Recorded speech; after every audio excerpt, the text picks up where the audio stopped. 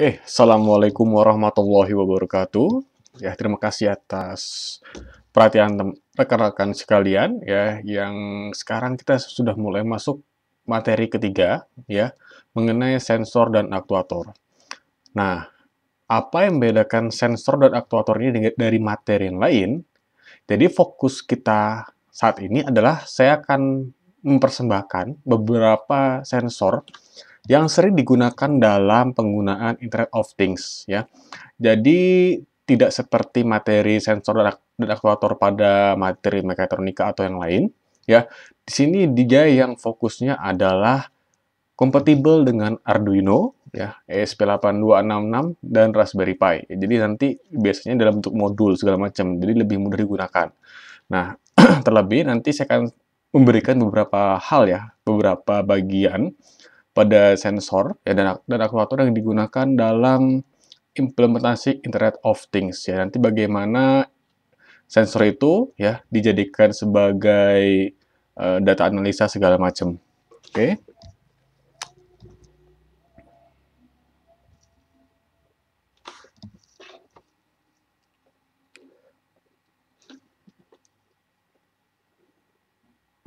Ya, jadi yang kita pelajari saat ini cuman hanya 4 bab ya, tapi nanti di bagian sensor dan aktuator akan saya jelaskan berbagai macam jenis ya, apa saja fungsinya, manfaatnya, terus bagaimana cara dia berkomunikasi dengan perangkat mikrokontrolernya atau perangkat Raspberry Pi ya, kalau misalnya kita memang butuh komputasi yang sangat tinggi di bagian sisi slave-nya ya.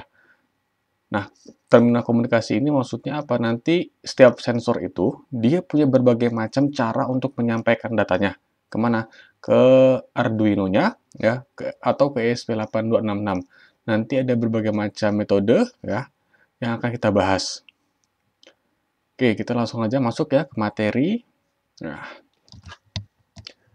Internet of Things itu ya tentu saja dia tidak lepas ya dengan yang namanya penginderaan ya, sensor. Karena Internet of Things sesuai dengan namanya, internet dari benda. Nah, apa yang diindrakan oleh si mikro ini dari things-nya itu nanti akan dikomunikasikan dia ke dalam internet ya, ke protokolnya internet. Sehingga kaitannya sangat apa? Sangat pas, ya sangat pas. Nah, bab ini juga kita intinya nanti akan membahas sensor apa saja yang sering digunakan dalam Arduino ya dalam pengimplementasian Internet of Things. Nanti sensor ini nanti semoga bisa menjadi inspirasi rekan-rekan sekalian jika memang nanti pengen mengambil skripsi di bagian Internet of Things. Jadi biar bisa ya membaca uh, sensor mana yang pas buat masalahnya ya. Jadi nanti kita bisa tahu sebuah problem apa, maka harus dapat sensor yang pas. Contoh ya, kalau kemarin saya sudah menyinggung bahwa dalam mendeteksi kebakaran, kita perlu menggunakan yang namanya sensor cahaya. Tapi tidak semua sensor cahaya yang kita gunakan. Ya, tidak mungkin kita menggunakan sensor LDR. Ya. Kenapa? Karena sensor LDR, dia membaca semua cahaya. Ya. Nah, yang kita butuhkan adalah sensor yang hanya membaca frekuensi cahaya api. Tidak semua frekuensi dibaca sama dia. Nah, maka dalam ini kita harus menumbuhkan sense dalam diri kita. Jadi, di sini kita melatih sense kita, melatih penginderaan kita adalah apa? Dalam menganalisa mana sensor yang tepat buat hal yang khusus. Ya. Jadi tidak sembarangan dalam pemilihan sensor.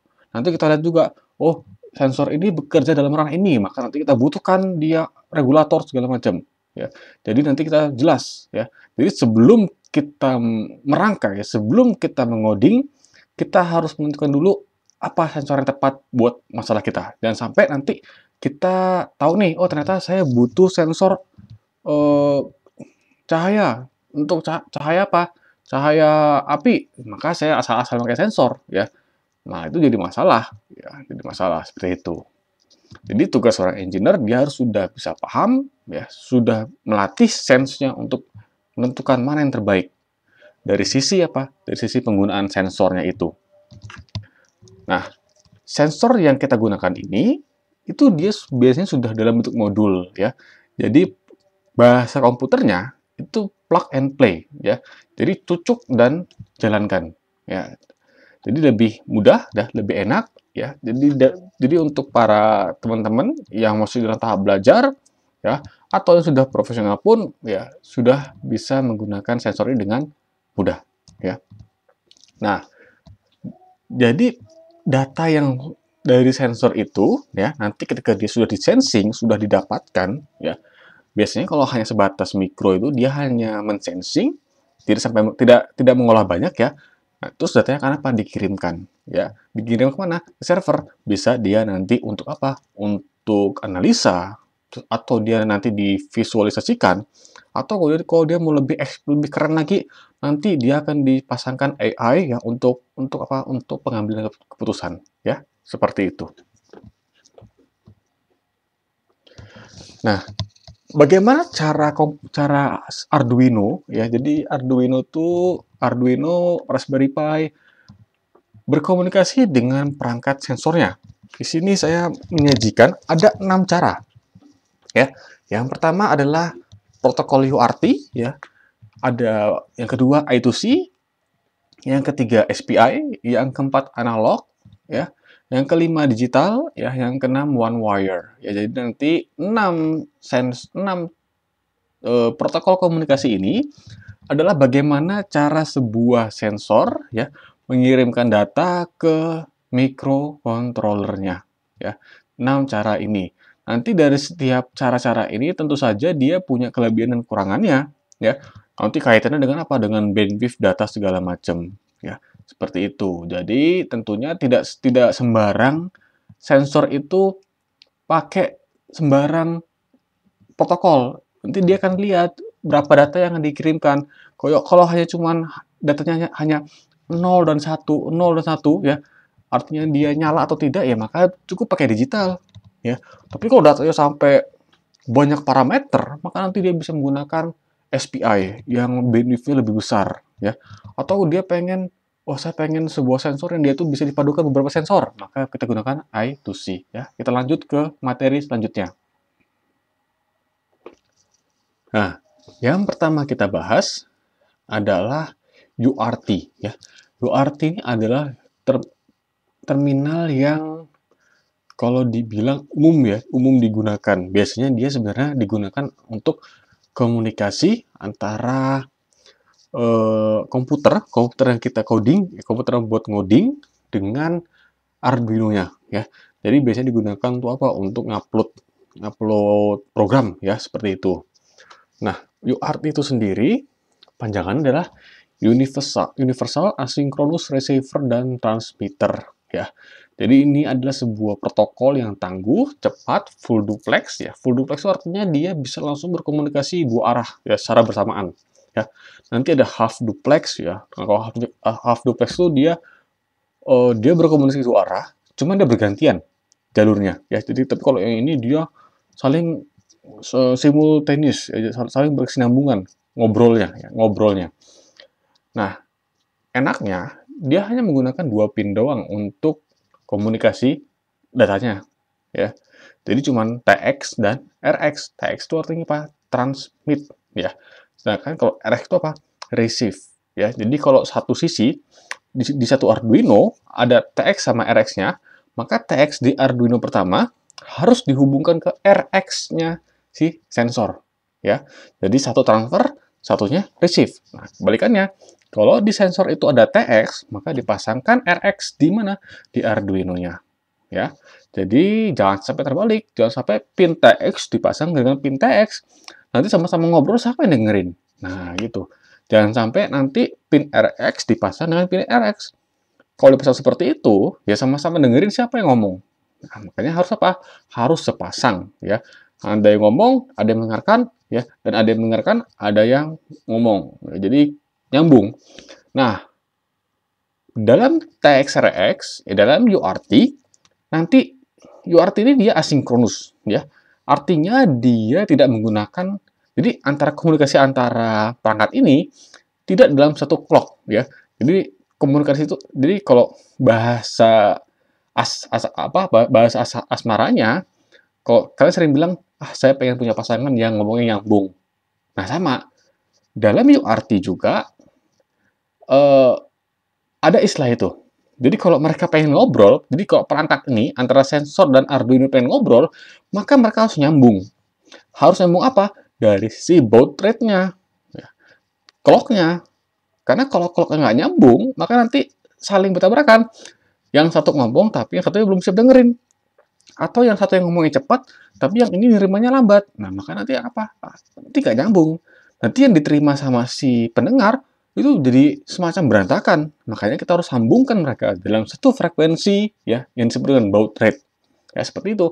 Nah, dalam UART, asinkronus, ya, itu karena dia tidak menggunakan jalur khusus clock, ya, jadi clock itu masing-masing, maka nanti antara satu Arduino dengan perangkat sensor ini harus sama clock-nya. Biasanya kalau untuk perangkat Arduino, baud rate-nya, ya, clock-nya, itu 9600, ya. Biasanya kalau kita sering pakai Arduino, ya, sering nyeting serial monitor, ya, itu biasanya dipasang apa? 9600. Artinya, frekuensi komunikasi mereka itu di titik 9500.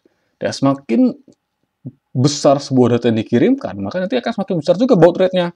Makanya standar di ESP8266 itu adalah 11.5.200, ya, 115.200. Dia jadi lebih tinggi. Kenapa? Karena urusannya dengan apa? Dengan WiFi segala macam, makanya dia baud rate-nya jauh lebih tinggi daripada si Arduino, ya, seperti itu. Nah, jadi penting ya. Jadi di dalam UART ini penting kita harus menyocokkan frekuensi internal, ya, antara perangkat yang berkomunikasi. Nah, pada dasarnya dalam Arduino itu ada pin dedicated untuk UART. Biasanya kalau kita lihat di speknya Arduino itu ada pin TX, RX, ya. Nah, enaknya si UART ini dari pin-pin lain, kita bisa assign pin-pin lain untuk menjadi UART, untuk jadi TX, RX-nya, ya. Itu namanya, kalau nama library itu namanya software serial, ya. Jadi kerennya dia fleksibel. Jadi yang biasanya dia hanya punya satu dedicated pin, ya, di Arduino, tapi kalau kita menggunakan software library-nya, ya, soft serial namanya, maka kita bisa punya pin yang banyak, ya, artinya pin UART yang banyak, seperti itu. Nah, ini contoh, ya, contoh UART. Ya, di sini kita menggunakan, jadi kalau teman-teman lihat di sini, ya, ini TX-nya, ya, 2 TX ini. Sorry, ini ya.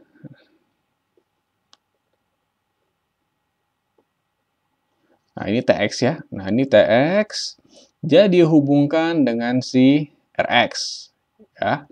Nah, ini TX juga dihubungkan ke RX. Nah, kemudian di sini, ya, jangan lupa ya, kalau kita saling menghubungkan antara mereka, perlu diingat kalau kita penghubungan antara mereka, maka nanti ground-nya disatukan, ya, supaya nanti ada arus yang mengalir, ya. Ini seperti rangkaian pada umumnya, ya. Jadi kalau kita buat rangkaian, maka harus closed loop, ya. Kalau ini cuma dipasang gini doang tapi tanpa ada ground yang dihubungkan, maka nanti dia open loop, ya. Tidak terjadi komunikasi antara satu sama yang lainnya, ya. Seperti itu. Jadi nanti di sini dihubungkan, ya, dihubungkan antara dua Arduino, ya, nanti dia akan berkomunikasi.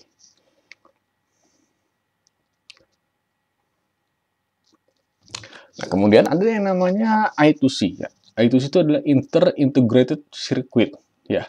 Jadi, nah, I2C ini nanti sama, ya. Dia punya 2 pin juga, tapi namanya bukan TX-RX, tapi nama dalam I2C ini apa? SDA sama ECL. SDA itu serial data line, ya, digunakan sebagai jalur data. Nah, ECL itu serial clock line. Nah, di sini perlu diingat dia menggunakan satu jalur data. Berarti dia apa? Half duplex. Dalam artian kalau dia pengen komunikasi harus gantian, nggak bisa namanya komunikasinya seperti UART yang dimana bisa saling berkesinambungan, ya. Tapi kalau dia harus bergantian antara satu sama yang lain. Nah, enaknya I2C ini, walaupun dia cuma ada 2 pin dedicated, ya.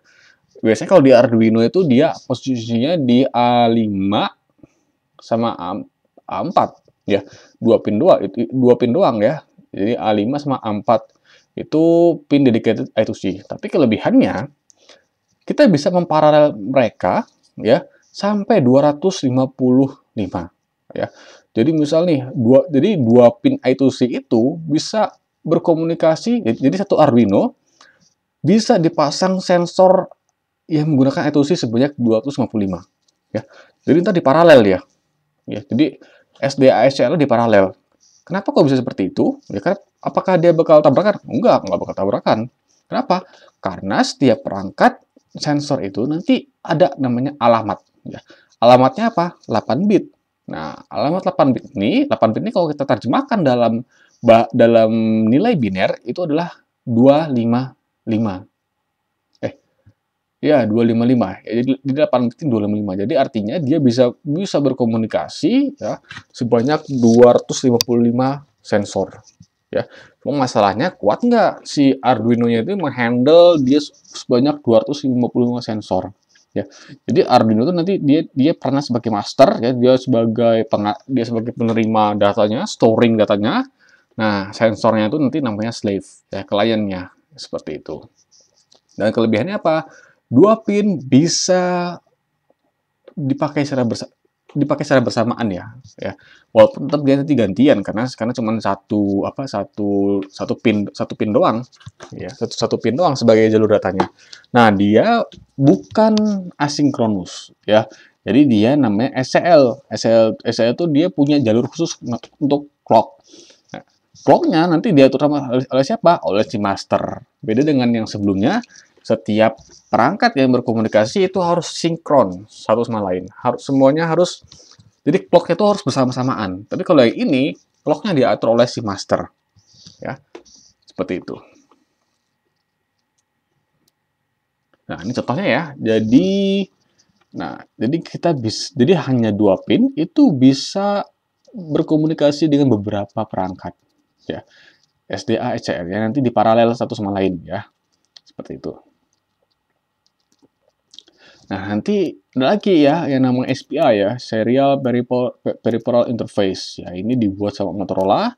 Protokol ini ya dibuat sama Motorola tahun 1970. Dia full duplex ya, sama kayak UART. Dia pengiriman datanya ya saling berkesinambungan antara satu sama yang lainnya ya. Tidak seperti I2C. Nah, sama dalam SPI, dia ada master dan slave-nya. Kalau UART tadi, itu bukan master dan slave. Mereka sama-sama berdiri sendiri, ya, karena sama-sama mengatur clock-nya sendiri. Tapi kalau yang ini, ya, SPI sama itu sih, dia termasuk dalam arsitektur master and slave. Ya, jadi ada pengaturnya. Ya, ada sebagai pengontrol serialnya, ada sebagai pengontrol komunikasinya, ya, si masternya ini, si Arduino-nya itu. Nah, slave-nya nanti sensor. Nah, SPI ini, ya, nggak enaknya adalah dia menggunakan 4 pin ya. 4 pin, nanti ada pin SS ya, slave select. Nanti ini untuk mengaktifkan dan mematikan si slave-nya ya. Jadi kalau si master ini pengen komunikasi sama si sensor, sama si slave, maka biasanya dia akan melowkan nilainya ya, supaya dia bisa komunikasi dengan si slave-nya ya. Nanti ada jalur MISO, ini kayak TXRX ya. MOSI itu master out, slave in. Ini kayak master mengeluarkan data, artinya mengirimkan data. Nah, si slave menerima, mendengarkan. Nah, MISO, kebalikannya, master in, slave out. Ya. Nah, nanti ada SCK. Jadi, ini seperti I2C yang digabungkan dengan UART. Ya. Nah, apa kelebihan dari si SPI ini? Dia bandwidth-nya besar. Ya, jadi untuk sensor yang membutuhkan data yang besar ya, supaya seperti RFID ya, maka bisa dia menggunakan menggunakan SPI ya sebagai komunikasi datanya. Kenapa? Karena emang banyak data yang dikirimkan seperti itu. Nah, nantinya, sama seperti I2C, sebuah master bisa berhubung dengan berbagai macam ya, banyaknya si slave, tapi nanti setiap slave, kalau I2C kan dia setiap slave punya alamat ya masing-masing. Ya, ada alamat 0, 1 sampai alamat 255. Nah, kalau SPI, setiap slave nanti dibedakan dengan apa? SS-nya, slave select. Jadi nanti kalau misalnya si master pengen komunikasi dengan sensor 1, maka dia low, SS pertamanya low. Nah, kalau dia pengen komunikasi dengan sensor kedua, maka SS yang kedua low, yang satu high ya. Jadi yang satu dimatiin dulu, baru dia gantian komunikasi sama si dua ya, seperti itu. Jadi itu gantian. Kenapa? Karena jalurnya cuman dedicated cuman satu ya. Seperti itu. Nah, ini contohnya ya. Jadi ada master, ada slave. Ya, jadi saling berhubungan antara satu sama lain ya. Si master mengontrol si clock-nya ya, jadi supaya sinkron antara satu sama yang lain. Kemudian, nah SS sebagai pengatur si slave-nya. Ya, jadi master punya kendali khusus untuk mengatur si slave-nya ya dari sisi komunikasi. Jadi kalau misalnya slave pengen ngirim data tapi ditolak sama si master, ya jadi datanya nggak bakal bisa masuk ke master ya. Jadi master punya kuasa menolak dan menerima data. Nah, nanti ada yang namanya digital sama analog. Ya, ini yang sangat umum digunakan dalam sensor ya. Jadi kalau digital dia biasanya data cuma 0 dan 1. Contoh kayak switch ya. Switch atau teman-teman kalau tahu sensor peer itu cuma 0 dan 1 biasanya. Jadi representasinya nanti dalam nilai tegangan ya. Jadi kalau 0 volt dia nanti false ya, atau 0 atau low. Kalau dia 5 volt, maka nanti dia high ya. High atau true. Ya, sama saja. Ya, biner. Nah, nanti ada yang namanya analog. Ya, analog itu nanti data yang diterima ya antara 0 sampai 5 volt. Ya, jadi dia tidak hanya 0 dan 5 volt, tapi 0 sampai 5 volt. Ya, jadi ada nilai antaranya. Nah, problemnya adalah Arduino tidak bisa menerima data analog. Ya, karena dia rangkaian digital. Maka dari itu sebelum data analog itu masuk ke Arduino, ya, maka dia akan di-convert dulu, ya, di-convert dengan apa namanya? Menggunakan ADC, analog digital converter, ya. Nah, nilai 0 sampai 5 volt itu nanti akan diubah ke dalam nilai 10 bit data, ya. Kemampuan Arduino 10 bit data ya. Nanti kalau ESP826 dia bisa sampai ESP32 ya kalau nggak salah, bisa sampai 12 bit data. Nah, tapi kalau yang Arduino dia 10 bit data. Dalam artian nilai 0 sampai 5 voltnya akan dipetakan ya menjadi 0 sampai 1023 ya, dalam ranah si digital. Seperti itu. Nah, nanti ada yang namanya one wire ya. Kalau one wire ini ada beberapa sensor ya yang menggunakan ya. Nanti ada kalau nggak salah si sensor ultrasonic, sensor di RT11 pakai one wire. Jadi cukup satu pin untuk mengirimkan data digital. Jadi dia nah ini contoh pulsa yang dikirimkan ya. Global yang dikirimkan. Jadi yang pertama si microcontroller mengirimkan ini, jadi si merah ini, si micro ini men-trigger ya, ngasih tanda ke siapa? Ke sensornya ya. Jadi kalau bahasa manusianya, saya minta data dong. Nah, seperti itu. Nah, baru DT11 ngirimin datanya seperti ini. Ya, ngirim datanya seperti ini. Nanti data ini dia dalam bentuk biner ya. Jadi ini sensor ngirimin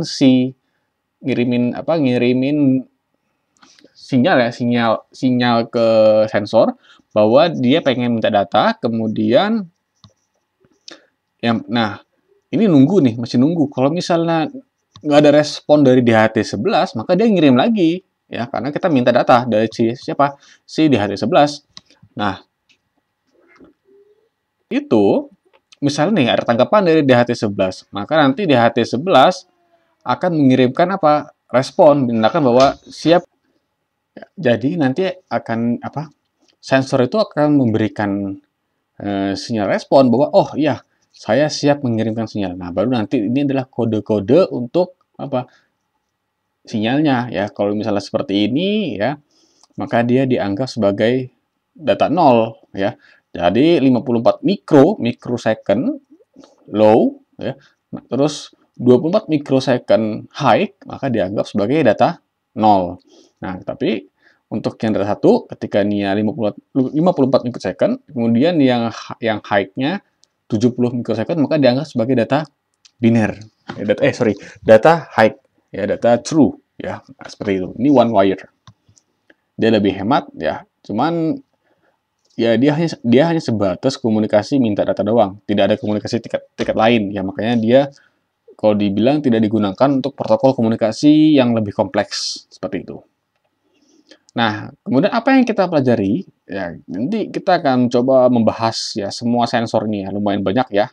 Cuman ya nggak apa, supaya teman-teman bisa paham ya sensor apa saja yang nanti pas untuk project teman-teman semua. Ya, tentunya ini sensor yang sudah kompatibel dengan si Arduino itu sendiri. Oke, yang pertama adalah sensor kompas. Ya, sensor kompas ini dia pakai modul, pakai IC CMPS 03, ya, dia sangat sensitif dengan magnet bumi ya. Nah, dia ranah kerjanya adalah 5 volt. Ya, 5 volt dan arusnya 15 mA. Nah, ini perlu diperhatikan ya dalam pemilihan tegangan ya dayanya ya. Jadi nanti kalau misalnya teman-teman semua menggunakan ESP8266 ya, maka biasanya dia harus disesuaikan ya tegangannya. Tapi biasanya kalau modul seperti ini, dia sudah menggunakan IC regulator, jadi nggak peduli mau kalau misalnya dia butuh 5 volt atau 3,3 volt, maka biasanya sudah otomatis disesuaikan. Ya. Nah, pilihan dari magnet kompas ini dia menggunakan protokol I2C. Ya. Dalam artian ya dia nanti pakai pin SDACL ya, seperti itu. Nah, biasanya untuk penggunaan sensor magnet ini kita membutuhkan namanya kalibrasi dulu. Sama seperti teman-teman kalau punya di HP-nya, itu biasanya kalau menggunakan fitur kompas biasanya minta kalibrasi dengan cara apa menggoyang-goyangkannya. Nah, sama saja nanti dia ada proses kalibrasinya. Tapi biasanya kalau kita beli sudah dikalibrasi sama si yang pabrikan. Tapi biasanya kalau misalnya kita pengen modifikasi alat, ya biasanya ya tentu kalibrasi adalah hal yang utama dilakukan. Ya biasanya kalau pengalaman saya ya setiap kali kita mau menggunakan itu biasanya kita kalibrasi otomatis. Kita kirimkan perintah kalibrasi otomatis. Nah, terus ada sensor air ya. Ini sensor air cuman dia fokusnya ke level ya, level tuh ketinggian ya, ketinggian air. Jadi nanti dia sebenarnya memanfaatkan konduktivitas ya. Jadi air itu kan sebenarnya bisa mengalirkan arus. Tapi masalahnya air itu bukan medium yang bagus untuk mengalirkan arus listrik ya. Cuman makanya nanti dia dibutuhkan komparator ya. Biasanya kalau sudah mengalirkan arus nanti dia akan diperkuat supaya bisa dibaca oleh si pinnya si Arduino ya, seperti itu. Jadi nanti kalau misalnya ini paling pendek ya, nanti semakin naik ke atas akan semakin tinggi nilainya ya. Nah, ini sensor yang simple ya sebenarnya. Jadi dia menggunakan pin analog ya, karena datanya bervariasi tergantung dari ketinggian air tersebut. Nah, sensor udara ya, nanti dia ada MQ ya, namanya kode MQ. Jadi sensor udara ini sebenarnya ada berbagai macam jenis ya. Ada MQ2, MQ05 segala macam. Nanti setiap kode itu dia punya fungsi yang khusus. Nanti ada yang digunakan untuk mendeteksi alkohol, ada yang digunakan untuk mendeteksi CO2, ada yang digunakan untuk mendeteksi metan. Ya, jadi nanti sesuai dengan kebutuhannya. Kalau teman-teman pengen membuat sebuah sensor yang dimana dia bisa deteksi gas bocor, maka nanti gunakan yang apa? Yang bisa membaca LPG ya. Kalau nggak salah ya metan yang digunakan. Kalau teman-teman pengen mendeteksi kadar CO2, maka cari guna MQ berapa yang dia bisa membaca kandungan CO2-nya ya, seperti itu. Jadi tergantung dari kebutuhan teman-teman semua ya. Nah, di sini dia punya dua macam tipe pin ya. Ada D-out sama out. D-out-nya artinya digital ya. Out-nya analog. Bedanya apa? Bedanya kalau digital dia hanya 0 dan 1 ya. Nah, satu itu artinya dia mendeteksi keberadaan si apa yang diukur. Misalnya kalau CO2 berarti di situ kalau misalnya satu ya berarti oh di situ ada CO2 ya dalam tiket berapa.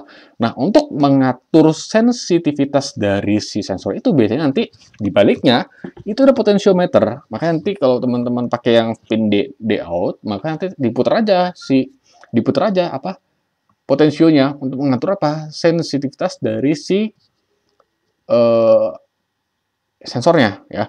Cuman kalau misalnya menurut saya jauh lebih enak pakai AOT ya, analog output. Dalam artian nanti kita bisa mengatur sendiri dari sisi coding. Nah, untuk DOT pengaturannya lewat apa? Lewat hardware ya.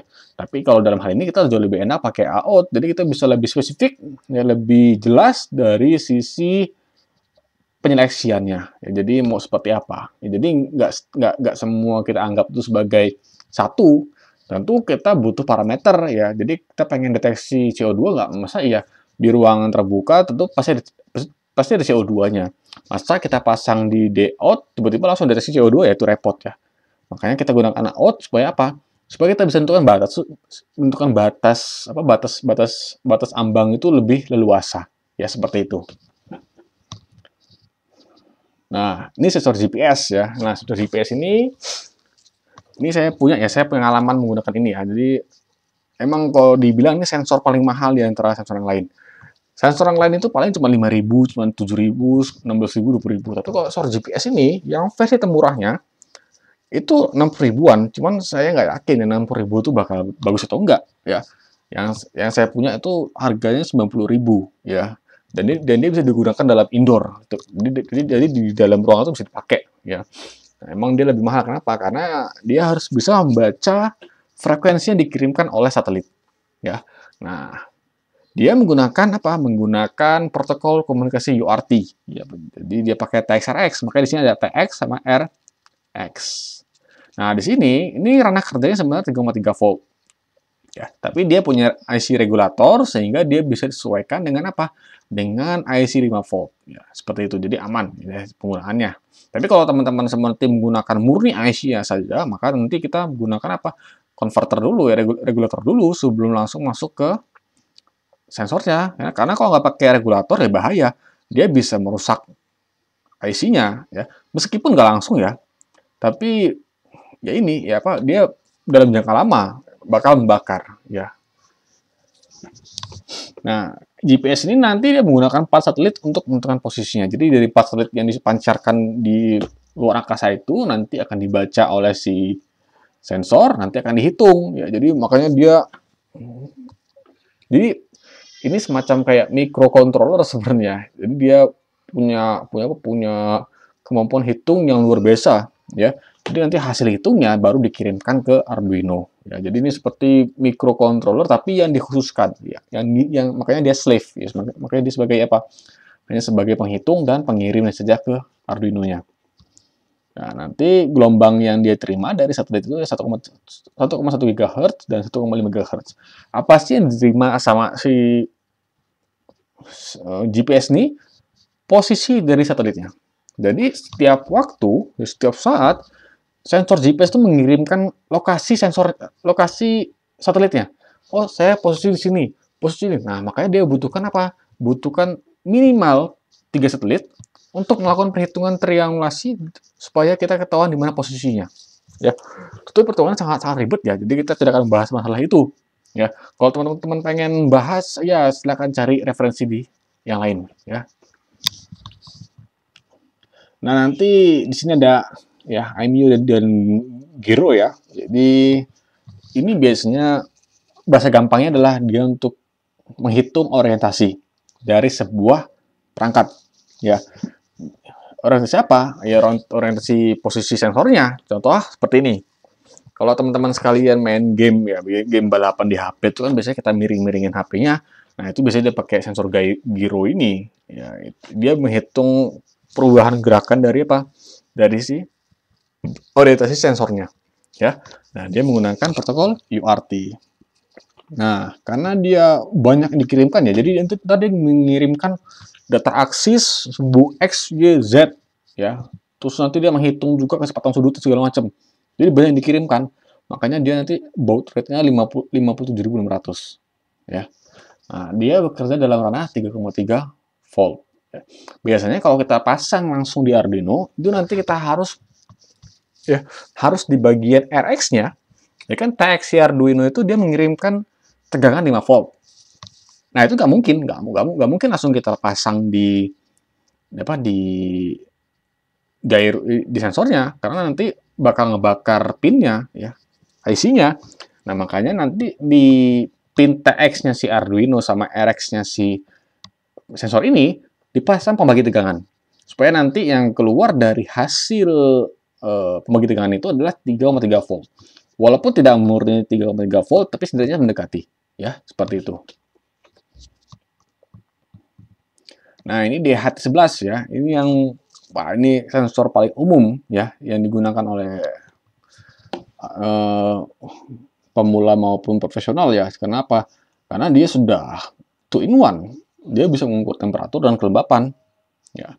Dan itu pun sangat simpel dari sisi coding segala macam ya. Nah, untuk yang DHT11 ini dia menggunakan tipe one wire ya. Jadi D-out ini bukan berarti dia pakai pin digital doang, bukan 0 dan 1, tapi dia one wire ya. Dalam artian kita ngirimin permintaan data si Arduino, maka nanti si DHT11 mengirimkan nilai-nilainya ya.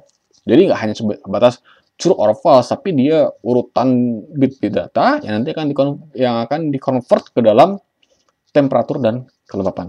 Nah, nggak enaknya DHT11 ini, kita nggak bisa setiap waktu minta data. Jadi dia punya jeda.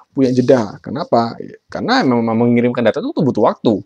Makanya kita nanti ada delay ya. Jadi teman-teman tuh nggak bisa terus-terusan minta, karena kalau terus minta dia ada masanya bakal menolak ya. Makanya nanti ada delay-nya ya, misal kasih delay 5 second baru minta lagi data yang baru ya. Kenapa? Karena dia one wire ya half duplex lah ya, maka ya dia harus bergantian menggunakan ini ya. Pengirimannya pun ya tidak begitu besar bandwidth-nya, makanya harus diperhatikan ya. Dan ini sensornya sudah umum ya, jadi ntar ada 2 versi, yang DT11 sama DT22. Tentunya yang bagus DT22 dari sisi pengukuran, sisi ketahanan segala macam. Cuman kalau hanya sebatas mengukur suhu ruangan ya nggak perlu kita pakai DT22. Kita gunakan DHT11, itu pun sudah sangat cukup ya, seperti itu. Nah, ini sensor suara ya. Tapi jangan anggap ini sensor suara tuh bisa deteksi suara orang, warna suara segala macam, bisa deteksi huruf A, B, C, D. Enggak, itu lebih beda. Itu beda lagi. Itu voice recognition. Tapi kalau ini hanya mendeteksi adanya suara dan mengukur intensitas suara. Jadi ini sama kayak transducer ya. Jadi dia hanya mengkonversi saja. Tapi nggak seperti itu ya. Jadi kalau sensor suara nanti dia setiap suara yang dihasilkan itu nanti akan menghasilkan besar-besarannya. Nah, nanti besarannya itu akan dikirimkan menggunakan apa? Bisa D-out ya, digital output atau analog output. Ya, tentu saja kalau misalnya digital sama kayak kita bahas yang di mana di MQ ya sensor udara ya. Nanti kalau dia punya batasannya melalui potentiometer. Nah, kalau out ya kita tinggal nanti batasannya pakai apa? Pakai coding ya, jauh lebih enak, jauh lebih aman ya, seperti itu. Nah, ini sensor Hall effect ya. Jadi sensor Hall effect ini banyak sekali kegunaannya ya. Dari pengukuran rotasi, kecepatan segala macam ya. Jadi banyak macamnya. Dia gunanya untuk apa? Ya untuk mendeteksi adanya medan magnet ya. Jadi kalau misalnya nih dia nggak ada medan magnet di sekitarnya, maka nanti dia akan mengeluarkan tegangannya ya setengah dari tegangan input ya. Jadi kalau misalnya tegangan input 5 volt, maka ya keluarannya kalau misalnya dia nggak ada deteksi apapun, ya setengahnya 2,5 volt.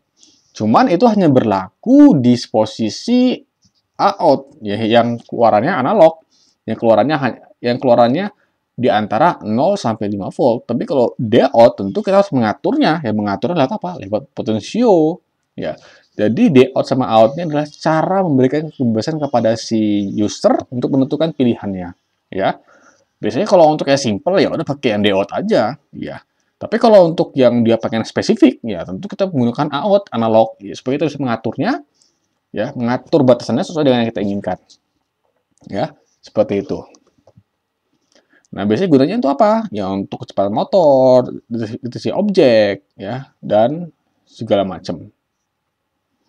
Nah, ini ada sensor laser ya, laser. Ini dia mengeluarkan cahaya, ya, mengeluarkan cahaya terus nanti dipantulkan, ya, atau seperti itulah ya. Nah, biasanya dia digunakan di robotik, ya, robotik atau biasanya jadi gini, cara kerjanya dia menembakkan cahaya laser, itu tentu saja cahayanya yang nggak di ini ya, yang nggak di apa, yang nggak bisa dilihat manusia, ya, sinyal laser yang di luar jangkauan penglihatan manusia. Nanti ketika ditembakkan, ya, maka nanti biasanya dia bisa untuk mengukur jarak, ya, ukur jarak segala macam. Dan juga dia nanti digunakan sebagai apa? Pendeteksi penghalang. Ya, makanya nanti ada ini ya apa? Pemancarnya dan ini receivernya, penerimanya. Nah, di sini dia hanya menggunakan pin digital. Ya, jadi cuma 0 dan 1 dari sisi keluarannya. Nah, ini sensor PIR ya. Sensor PIR itu passive infrared, ya. Ini sensor yang unik. Ya. Jadi kalau saya bilang bahwasanya setiap tubuh manusia ketika dia bergerak itu menghasilkan cahaya, ya. Tapi cahayanya tidak bisa dilihat oleh mata manusia, ya. Dia menghasilkan cahaya inframerah, ya, inframerah. Makanya dia khusus cahayanya. Makanya ketika sebuah benda semakin panas, dia akan semakin berwarna, ya, semakin muncul warnanya. Makanya kalau kita bakar benda-benda organik, ya, biasanya kalau sudah panas sekali dia memancarkan warna merah, ya. Nah, itu sama saja. Manusia kalau dibakar ya nanti keluarnya semakin panas ya dia akan semakin mengeluarkan warna merah, ya, kebakarnya itu. Nah, dalam posisi tubuh kita yang sekarang, karena tidak terlalu panas, hanya 36 derajat ya, suhu tubuh manusia normal, dia akan menghasilkan, kalau saya bergerak seperti ini, dia akan menghasilkan yang namanya sinar inframerah. Nah, sinar inframerah itu nanti akan dibaca oleh sensor ini, ya. Ini sama kayak sensor suhu, ya. Jadi kalau teman-teman sering diukur suhu di kampus, ditembak itu bukan sinar, itu bukan X-ray, itu tidak membahayakan. Itu ya sensor pasif, sensor inframerah dia membaca suhu tubuh manusia, dia pasif. Jadi tubuh manusia ini memancarkan inframerah dan itu dibaca sama si siapa? Sama si sensor suhu itu. Jadi kalau misalnya teman-teman sensor suhu terus naruhnya di tangan ya nggak nyambung. Jadi kenapa? Karena yang paling tepat adalah di jidat. Jadi jangan termakan hoax ya. Pikir wah itu bakal menghasilkan radiasi loh. Tubuh kita aja memancarkan inframerah makanya dibaca sama siapa? Sama si sensor. Jadi mindsetnya diperbaiki ya. Jadi kalau ada teman-teman semua yang mikir bahwa wah saya bakal kena kanker nih pakai gara-gara pakai si termogan lah elektro, masa ngomong kayak gitu. Makanya harus belajar ya. Jadi hati-hati dalam menyampaikan informasi, harus belajar ya. Jadi ketika manusia bergerak maka dia menghasilkan inframerah. Nah, dia dibaca oleh sensor ini. Nah, kalau teman-teman sudah ke kampus, tentu saja kalau teman-teman lihat di gerbang gerbang utara itu di pintu masuk utara gedung rektorat itu sekarang udah dibuat semacam tiang khusus yang dimana kalau ada orang lewat dia akan menyalakan disinfektan. Nah, kalau teman-teman lihat nanti ada tiang khusus sekitar 2 meter dari tiang utama, tiang disinfektan itu nanti ada tiangnya itu kalau dilihat ada bendolan seperti ini. Nah, itu jadi mereka untuk deteksi orangnya itu pakai PIR, ya, pakai PIR. Jadi ketika jadi kemampuan PIR ini, dia bisa deteksi gerakan manusia sejauh 5 meter. Ya. Nah, makanya dia bisa jadi dia uniknya ya luas dari sisi pembacaan. Makanya digunakan sensor PIR itu. Seperti itu. Nah, sensor PIR ini dia nanti pakai pin digital ya untuk keluarannya. Nah, pin digitalnya nanti bisa kita atur lewat potensio untuk mengatur sensitivitasnya ya. Nanti berkaitan dengan apa? Dengan jaraknya seperti itu. Nah, ini ada namanya sensor ultrasonik ya. Kalau sesuai dengan namanya ya, sonic ya. Sonic itu ya suara. Cuman karena dia ultrasonik, artinya dia memantulkan membroadcast suara yang tidak bisa didengar oleh manusia ya. Karena frekuensinya sangat-sangat tinggi ya. Di atas 20 kHz ya, karena kemampuan manusia mendengar itu dari 20 Hz sampai 20 kHz. Di atasnya manusia nggak bisa dengar ya, karena emang keterbatasan kemampuan ya.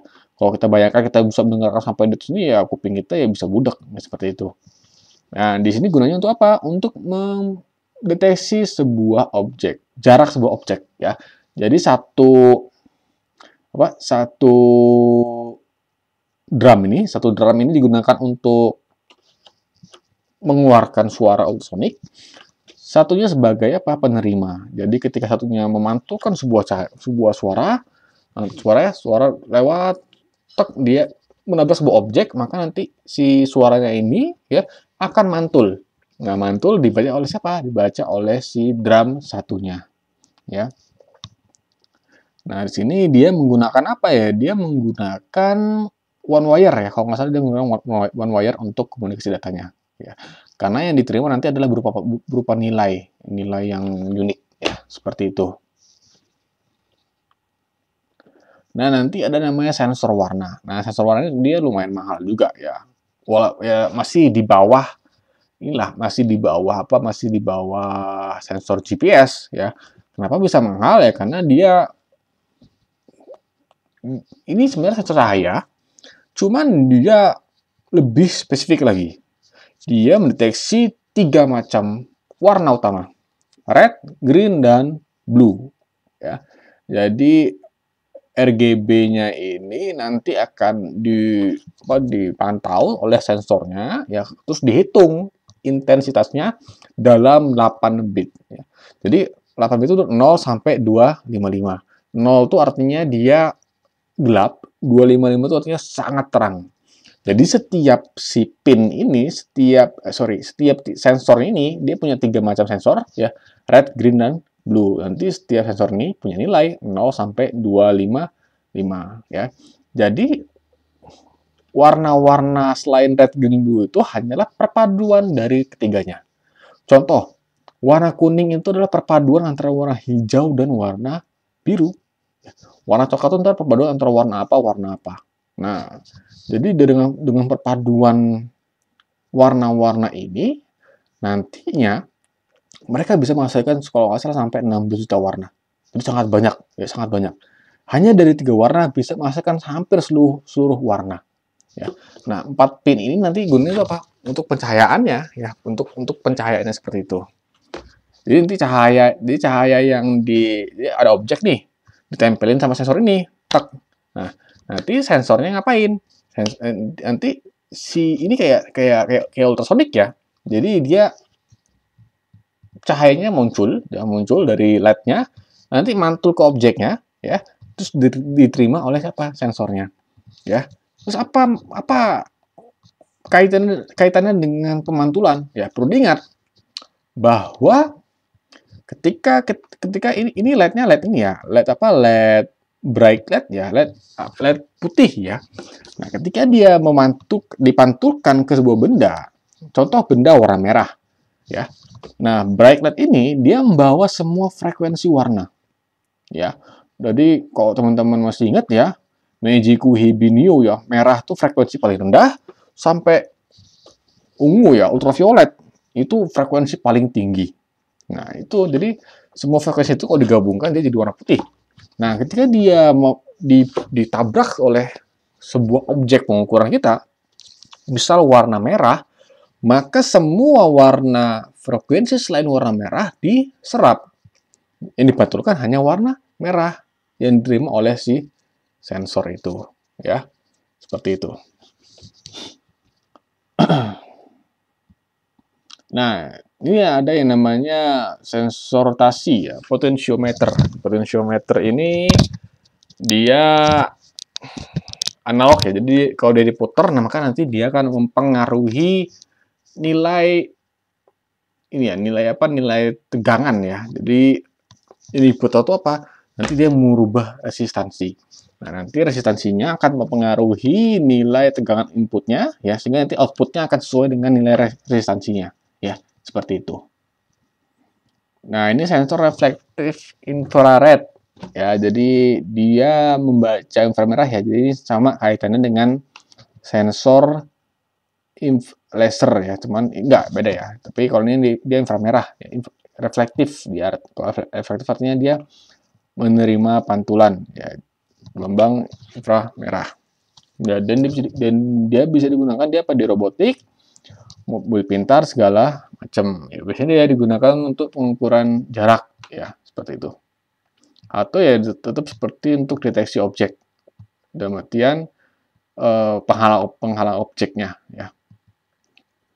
Nah, ada sensor moisture ya, sensor kelembapan. Cuman tidak seperti di atas 11 ya. Kalau kelembapan di atas 11 kan dia untuk pengukuran lingkungan sekitar di udaranya. Nah, kalau untuk yang ini dia untuk tanah. Jadi kalau teman-teman pengen membuat sebuah alat yang bisa dia nyiram tanaman, gunakan sensor ini. Ya. Jadi misal nih, oh ternyata saya pengen buat alat yang dia bisa deteksi kelembapan tanah, ya.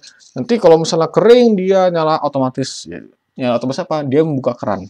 Maka gunakan sensor ini untuk membaca kelembapan tanah, ya, moisture di tanah.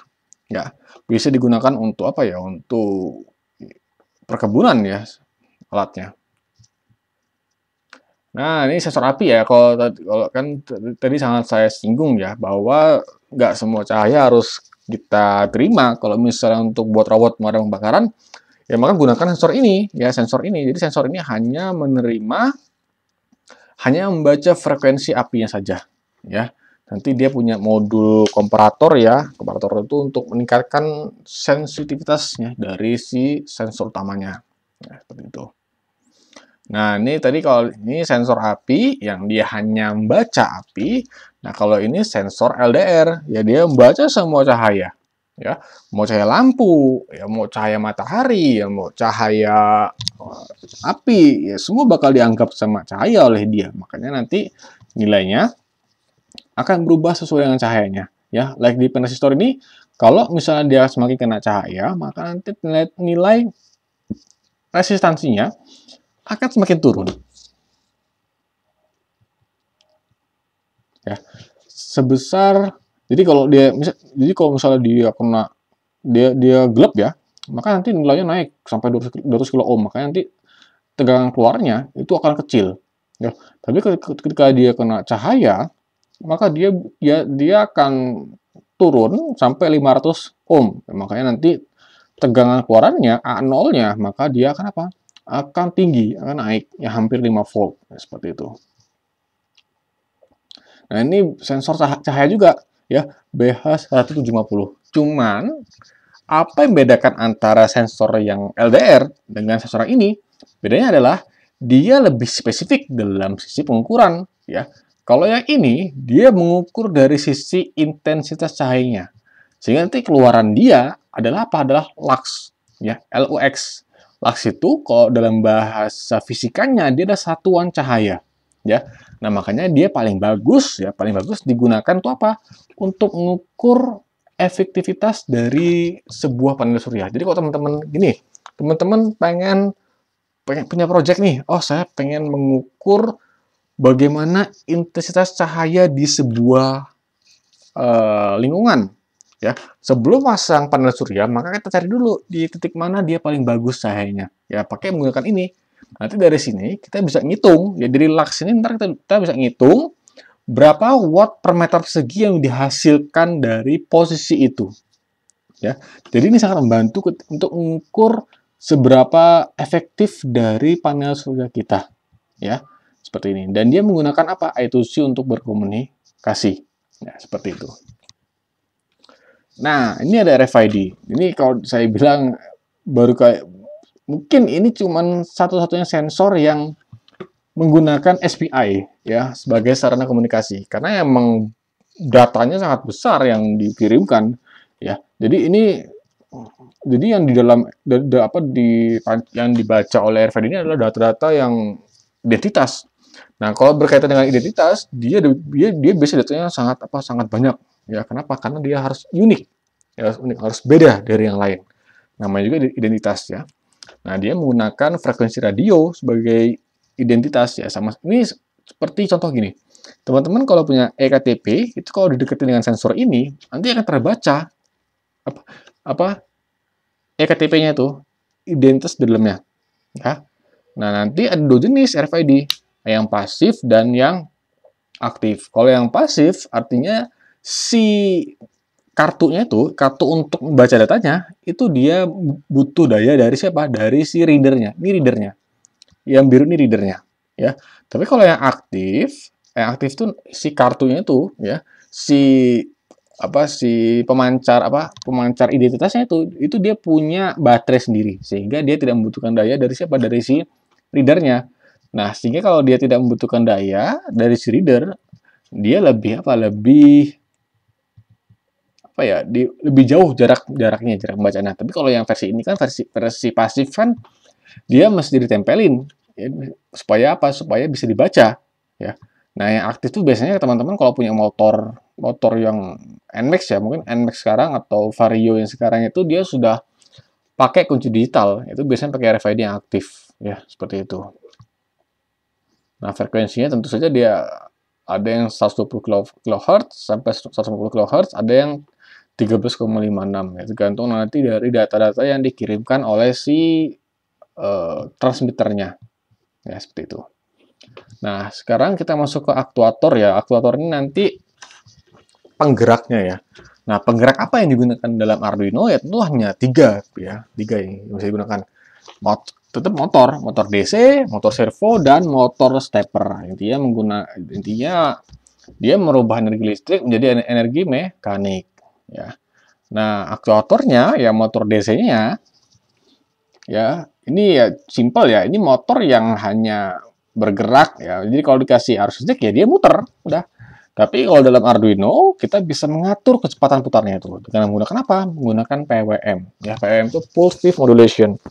Jadi keluaran Arduino itu bisa diandaikan seperti analog ya, sehingga kita bisa mengatur nilainya. Jadi nilainya tidak hanya low and true, low or high, tapi bisa juga antara low dan high. Jadi dia bisa nilai antara. Ya.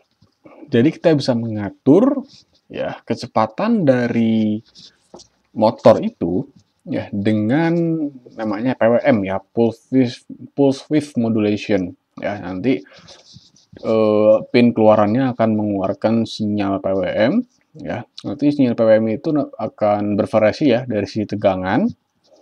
Nah, nanti tegangannya itu akan menentukan kecepatan dari motor DC itu ya.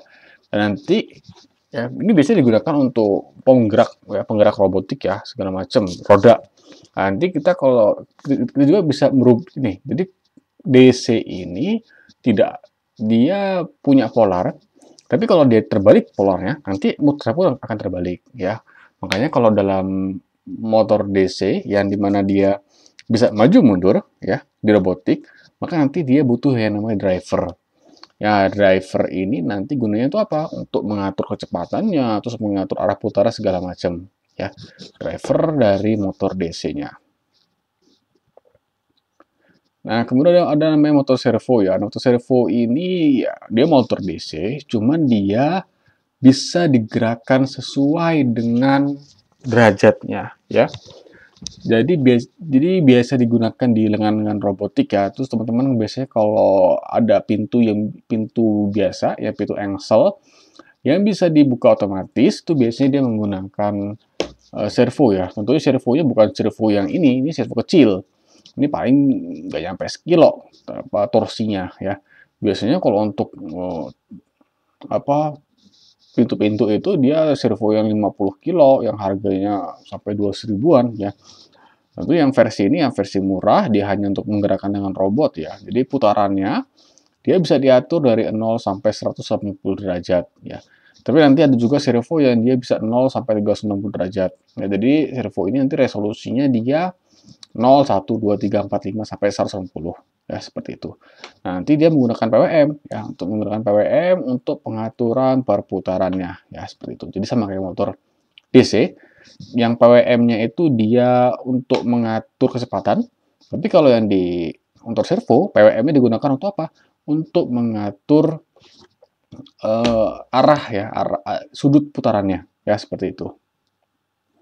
Nah, yang terakhir yang motor stepper. Motor stepper ini dia sebenarnya dia motor DC yang dimana tuh dia geraknya tak tak tak tak tak. Jadi dia kayak semacam punya sudut pergerakannya. Nah, sudutnya nanti jadi sudut itu nanti terbagi jadi di step-step. Contoh motor stepper dengan 8 step, maka 360 dibagi 8 berarti 45. Berarti setiap step itu akan bergerak 45 derajat. Ya, berarti kalau motor sekali lagi saya ulangi, motor servo 8 step artinya dia akan menyelesaikan putarannya ya sebanyak 8 kali. 8 kali pergerakan. Nah, setiap step itu nanti 45 derajat. Jadi step pertama tak tak tak tak tak. Nah, seperti itu ya. Jadi itu motor stepper ya. Jadi motornya dia pergerakannya kayak step per step ya. Nanti motor stepper ini nggak bisa langsung dihubungkan dengan Arduino ya, dia tetap harus butuh yang namanya driver ya. Driver ini nanti pengaturnya. Nah, nanti dari driver ini dibutuhkan apa? Pin-pinnya untuk sebagai kode-kodenya, kode penentuan step-step yang tersebut ya. Nah, sekian itu materi tentang sensor dan aktuator. Saya harap teman-teman semua bisa memaknainya ya dan bisa dipahami dan melatih sensingnya untuk menentukan mana sensor yang terbaik ya, yang terbaik dalam penerapan Internet of Things. Tentunya tidak semua saya cover ya, tidak semua saya cover dalam materi ini. Dan nanti teman-teman kalau pengen lebih lanjut bisa cari ya, itu sebenarnya kalau di internet tuh banyak jualan modul-modul sensornya ya, sangat-sangat banyak dan banyak pilihannya ya. Saya akhiri ya, terima kasih atas perhatiannya. Wassalamualaikum warahmatullahi wabarakatuh.